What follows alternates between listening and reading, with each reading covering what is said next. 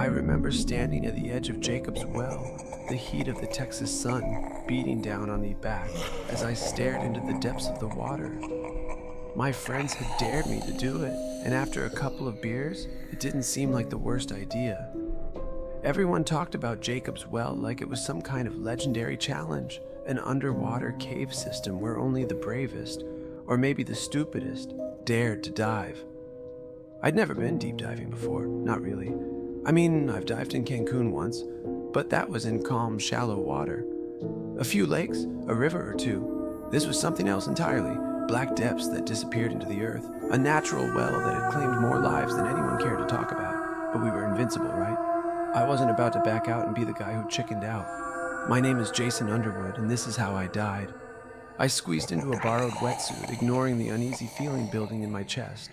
My friends laughed and joked around me, their confidence infectious. "It's easy," one of them said. "Just stay close and don't go too deep. You'll be fine." But I could feel the pull of the well, the way the water lapped at the edges, like it was beckoning me, daring me to come closer. And like an idiot, I listened. The first few moments underwater were fine. The sunlight filtered through, casting a dim glow that flickered off the rocks.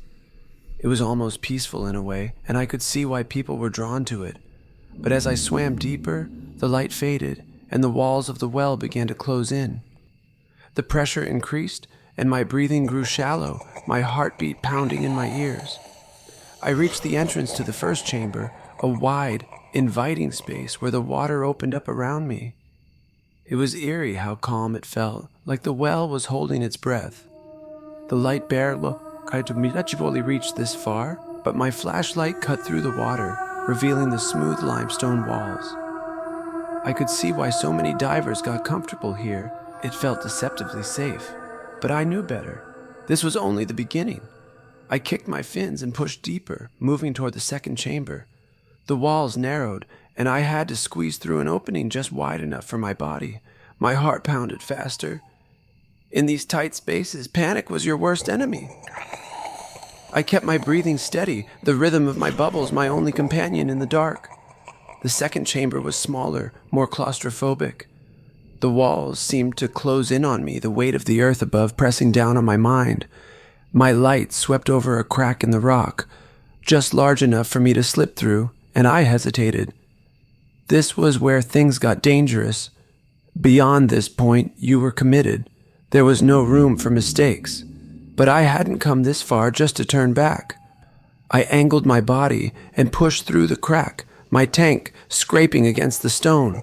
For a few terrifying moments, I was wedged in, stuck between the walls, my breath quickening as I tried to stay calm. Then, with a final push, I slipped free and entered the third chamber. This was where the darkness truly began. My light barely penetrated the blackness here, and the water felt heavier, colder, as if it hadn't been disturbed in centuries. The walls were jagged, covered in sharp rocks and sediment. I could feel the weight of the well all around me, pressing down, pulling me further into its depths. The silence was oppressive, broken only by the sound of my own breath and the occasional creak of my gear. My light flickered for a second, and my heart jumped into my throat. I tapped it, and the beam stabilized, but the momentary darkness left me shaken. Down here alone in the third chamber, the well didn't feel like just a cave. It felt alive, watching, waiting. That's when I saw him. At first, I thought it was just my mind playing tricks on me, or maybe a trick of the light.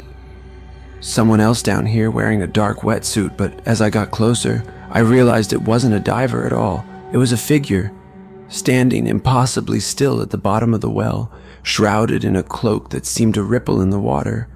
His face, pale and expressionless, was the only thing visible beneath a hood that cast shadows over his sunken eyes. I froze, every instinct screaming at me to swim back up to the surface.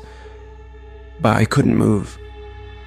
The figure just stood there, staring at me with those hollow eyes, and I knew exactly what I was looking at. The Grim Reaper. A cold, overwhelming dread washed over me, something far deeper than the icy water around me. I tried to kick my legs, to swim upward, but my limbs felt heavy, weighed down by fear. I was paralyzed. Reaper said, his voice echoing in my mind, though his lips never moved. I opened my mouth to scream, but no sound came out. My breath was running short, and I could feel the water closing in on me, the pressure in my chest growing unbearable. I wasn't going to make it, not back to the surface, not back to my friends. I was going to die down here, in this dark, endless well. The Reaper continued, stepping closer, his skeletal hand reaching out toward me. His presence was suffocating, an inescapable weight that pressed down on my soul.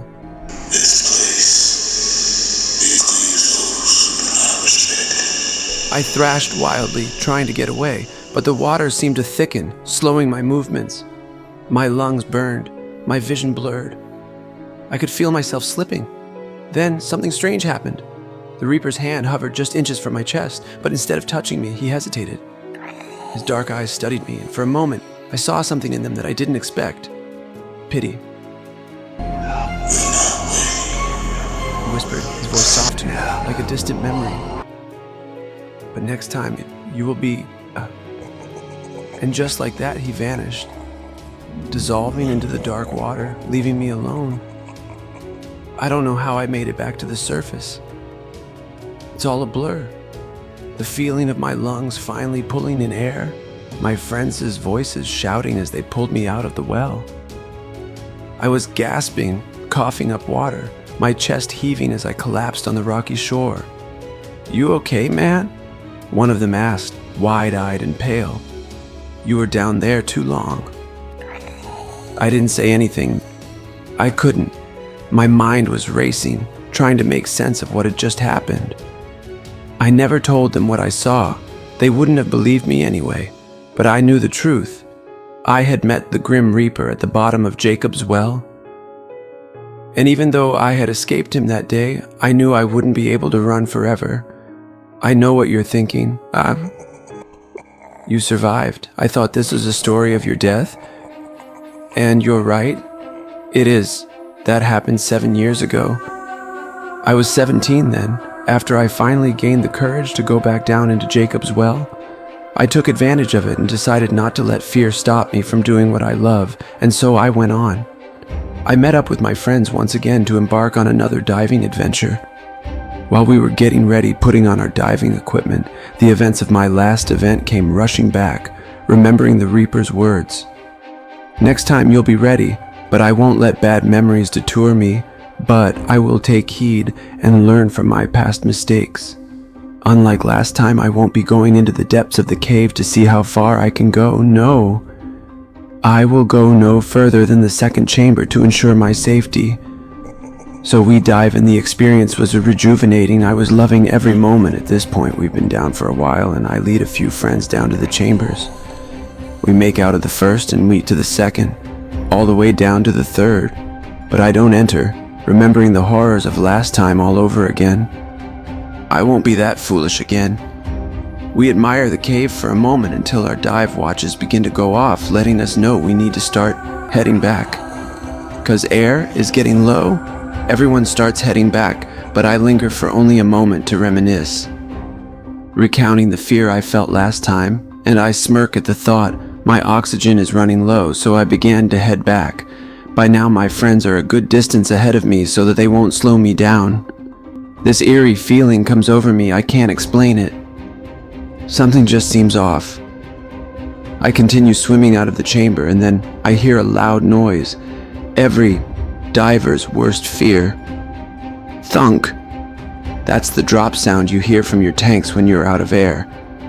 When you hear that you have only minutes to make it to the surface, which was very possible being that I was almost out of the second chamber.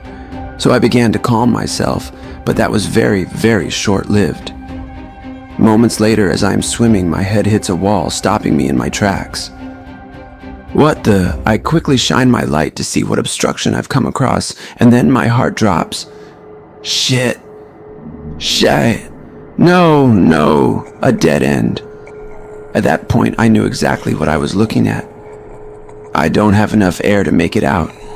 My body flooded with fear and regret. I shine my light to the right and I see him once again, looking right at me. Reunited after 7 years, I slowly lowered my light and accepted my fate. What happened, do you ask? Well, one of the mysterious features of this system is a false chamber that appears to be part of the cave, but is actually a deceptive formation. This false chamber is located deep within the cave system and has misled divers in the past due to its misleading appearance. The chamber looks like a potential passageway, but is a dead end, with walls and rocks giving the illusion of continuity. Divers have reported being drawn to it, thinking it leads deeper into the system, but it's essentially a trap.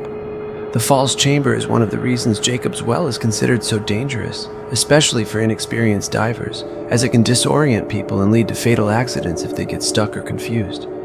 My body is still down there to this day. Rescue divers haven't been willing to go down there to retrieve it, though I'm not sure why. Maybe they understand the true dangers that comes with the cave.